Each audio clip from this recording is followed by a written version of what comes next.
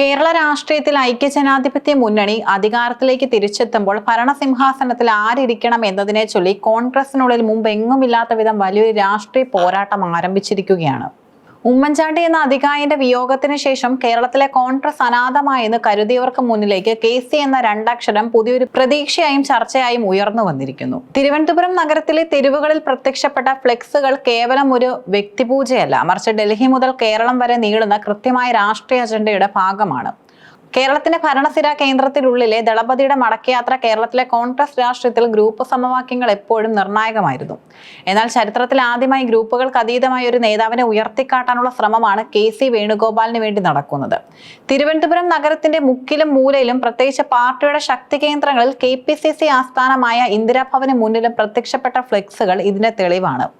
OCക്ക് ശേഷം KC, കുഞ്ഞുഞ്ഞിന് ശേഷം KC എന്ന മുദ്രാവാക്യം അണികൾക്കിടയിൽ വലിയ തരംഗമാണ് സൃഷ്ടിച്ചിരിക്കുന്നത്. ഉമ്മൻചാണ്ടി എന്ന ജനകീയ നേതാവിനോടുള്ള വൈകാരികമായ അടുപ്പം വോട്ടാക്കി മാറ്റാൻ KC വേണുഗോപാൽ പക്ഷത്തിന് കഴിഞ്ഞിട്ടുമുണ്ട്. ജനങ്ങളോട് ചേർന്ന് നിൽക്കുന്ന എല്ലാവരെയും കേൾക്കുന്ന ഉമ്മൻചാണ്ടിയുടെ പഴയ ശൈലിയുടെ തുടർച്ചയാണ് KC എന്ന് വരുത്തി തീർക്കാനാണ് പ്രചാരകർ ശ്രമിക്കുന്നത്. A ഗ്രൂപ്പിലെ ഒരു വലിയ വിഭാഗം പ്രവർത്തകർ KCക്ക് പിന്നിൽ അണിനിരുന്നത് കോൺഗ്രസിലെ ഗ്രൂപ്പ് കളുടെ ഗതി മാറ്റിയിരിക്കുന്നു. A ഗ്രൂപ്പിന്റെ പിന്തുണ ലഭിക്കുന്നതോടെ I ഗ്രൂപ്പിന്റെ പാരമ്പര്യമുള്ള KCക്ക് ഒരു സർവ്വസമ്മതൻ എന്ന പ്രതിച്ഛായ കൈവരുന്നു. ഈ ചർച്ചകൾക്ക് രാഷ്ട്രീയമായി ഗൗരവം നൽകിയത് മുതിർന്ന നേതാവ് TN പ്രതാപന്റെ പ്രസ്താവനയാണ്. വെണ്ണ പോലെ ഒരാൾ മുഖ്യമന്ത്രിയാകും എന്ന അദ്ദേഹത്തിന്റെ വാക്കുകൾ സോഷ്യൽ മീഡിയയിലും രാഷ്ട്രീയ വൃത്തങ്ങളിലും വലിയ തർക്കങ്ങൾക്ക് വഴിവെച്ചു. മൃദുഭാഷയായ ആരെയും നോവിക്കാത്ത എന്നാൽ സംഘടനാ കാര്യങ്ങളിൽ കർക്കശമായ KC വേണുഗോപാലിനെയാണ് വെണ്ണ എന്ന രൂപത്തിലൂടെ പ്രതാപൻ ഉദ്ദേശിച്ചത്. ഇതോടൊപ്പം തന്നെ വിശ്വാസത്തെയും രാഷ്ട്രീയത്തെയും കൂട്ടിയിണക്കുന്ന മറ്റൊരു പ്രചാരണവും ശക്തമാണ്.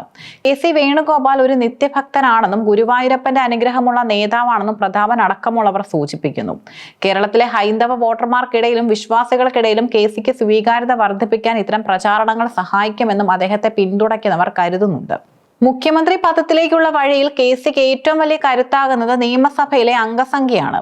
തിരഞ്ഞെടുപ്പ് വേളയിൽ സ്ഥാനാർത്ഥി നിർണയത്തിൽ KC വേണുഗോപാൽ ചെലുത്തിയ സ്വാധീനം ഇപ്പോൾ അദ്ദേഹത്തിന് തുണയാകുന്നു. തന്നോട് വിശ്വസ്തത പുലർത്തുന്ന നിരവധി പേരെ നിയമസഭയിൽ എത്തിക്കാൻ KCക്ക് സാധിച്ചു. ACC ജനറൽ സെക്രട്ടറി എന്ന നിലയിലുള്ള തന്റെ അധികാരം ഉപയോഗിച്ച് കേരളത്തിലെ ഓരോ മണ്ഡലത്തിലും കൃത്യമായ രാഷ്ട്രീയ നിരീക്ഷണം അദ്ദേഹം നടത്തിയിരുന്നു. ഇത്തവണ വിജയിച്ചു വന്ന ബഹുഭൂരിപക്ഷം MLA-മാരും KCയോട് കടപ്പാടുള്ളവരോ അല്ലെങ്കിൽ അദ്ദേഹത്തിന്റെ നേതൃത്വത്തെ അംഗീകരിക്കുന്നവരോ ആണ്. ഹൈക്കമാൻഡ് പ്രതിനിധികൾ അഭിപ്രായം തേടുമ്പോൾ ഈ പിന്തുണ KCക്ക് അനുകൂലമായ റിപ്പോർട്ടായി മാറും. KC വേണുഗോപാൽ മുഖ്യമന്ത്രിയാകണമെന്ന് വാദിക്കുന്നവർ ഉയർത്തുന്ന പ്രധാന ഘടകം അദ്ദേഹത്തിന് ഡൽഹിയിലുള്ള സ്വാധീനമാണ്. രാഹുൽ ഗാന്ധിയുടെ ഏറ്റവും അടുത്ത വിശ്വസ്തനായ KCക്ക് കേന്ദ്ര സർക്കാരിൽ സമ്മർദ്ദം ചെലുത്താനും കേരളത്തിന് ആവശ്യമായ പദ്ധതികൾ നേടിയെടുക്കാനും കഴിയുമെന്ന് ഇവർ വിശ്വസിക്കുന്നു. ദേശീയ രാഷ്ട്രീയത്തിൽ കോൺഗ്രസിന്റെ മുഖമായി നിൽക്കുന്ന ഒരാൾ കേരളത്തിന്റെ മുഖ്യമന്ത്രിയാകുന്നത് സംസ്ഥാനത്തിന്റെ പ്രതിച്ഛായ വർദ്ധിപ്പിക്കുമെന്നും നിക്ഷേപങ്ങൾ ആകർഷിക്കാൻ സഹായിക്കുമെന്നും KC പക്ഷം വാദിക്കുന്നുണ്ട്. VD സതീശനും രമേശ് ചെന്നിത്തലയും സംസ്ഥാന രാഷ്ട്രീയത്തിൽ ഒതുങ്ങി നിൽക്കുമ്പോൾ KCക്ക് ലഭിക്കുന്ന ആഗോള ദേശീയ പരിഗണന അദ്ദേഹത്തെ മറ്റുള്ളവരിൽ നിന്നും വ്യത്യസ്തനാക്കുന്നു. കോൺഗ്രസിനുള്ളിലെ തർക്കങ്ങൾക്കിടയിലും ഘടകകക്ഷികളുടെ നിലപാട് എന്നും നിർണായകമാണ്. പ്രത്യേകിച്ച് മുസ്ലിം ലീഗ് നേതൃത്വത്തിന് KC വേണുഗോപാലിനോട് വലിയൊരു ബഹുമാനവും ആഭിമുഖ്യവുമുണ്ട്. UDF-നെ ഒത്തൊരുമയോടെ കൊണ്ടുപോകാൻ KCക്ക് കഴിയുമെന്ന് ലീഗ് വിശ്വസിക്കുന്നു.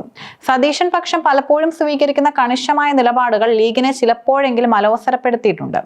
ഈ സാഹചര്യത്തിൽ എല്ലാവരെയും ഉൾക്കൊള്ളുന്ന KC മുഖ്യമന്ത്രിയാകുന്നത് തങ്ങൾക്ക് കൂടുതൽ ഗുണകരമാകുമെന്ന് ഘടകകക്ഷികൾ കരുതുന്നു.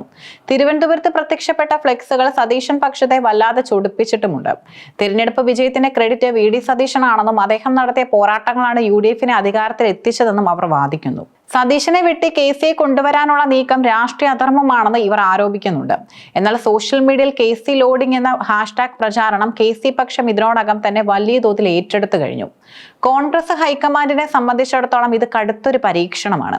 KC കേരളത്തിലേക്ക് മടങ്ങിയാൽ ഡൽഹിയിൽ രാഹുൽ ഗാന്ധിക്ക് ഏറ്റവും വിശ്വസ്തനായ ഒരു സഹായിയെ നഷ്ടപ്പെടും.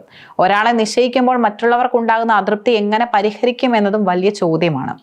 കേരളത്തിലെ ലോക്സഭാ തിരഞ്ഞെടുപ്പിലും മറ്റും പാർട്ടിക്ക് വലിയ മുന്നേറ്റം ഉണ്ടാകണമെങ്കിൽ KCയെ പോലൊരു കരുത്തനായ നേതാവ് വേണമെന്ന ചിന്ത ഹൈക്കമാൻഡിനുമുണ്ട്. കേരളത്തിന്റെ തെരുവുകളിൽ തുടങ്ങിയ ഈ ഫ്ലെക്സി യുദ്ധം അവസാനിക്കുന്നത് രാജ്ഭവനിലെ സത്യപ്രതിജ്ഞ ചടങ്ങിലായിരിക്കും. ഉമ്മൻചാണ്ടിക്ക് ശേഷം ആരെന്ന ചോദ്യത്തിന് KC എന്ന ഉത്തരമാണ് അണികൾ നൽകുന്നത്. ഡൽഹിയിലെ ചാണക്യൻ കേരളത്തിന്റെ അമരക്കാരനായി വരുമ്പോൾ അത് കോൺഗ്രസ് രാഷ്ട്രീയത്തിൽ പുതിയൊരു വിപ്ലവത്തിന് വഴിയൊരുക്കും. VD സതീശന്റെയും രമേശ് ചെന്നിത്തലയുടെയും അവകാശവാദങ്ങൾ നിലനിൽക്കുമ്പോഴും ഹൈക്കമാൻഡിന്റെ വിശ്വസ്തനായ KC വേണുഗോപാൽ വേണുഗോപാലിന് തന്നെയാണ് നിലവിൽ മുൻതൂക്കമുള്ളത്. പാരമ്പര്യവും സ്വാധീനവും ഒത്തുചേരുന്ന KC യുഗം കേരളത്തിൽ ആരംഭിക്കുമോ എന്ന് വരും ദിവസങ്ങളിലെ രാഷ്ട്രീയ നീക്കങ്ങൾ വ്യക്തമാകും. അതുവരെ കേരളം ആകാംക്ഷയോടെ കാത്തിരിക്കുകയാണ് തങ്ങളുടെ പുതിയ കുഞ്ഞു ആരായിരിക്കുമെന്നറിയാൻ.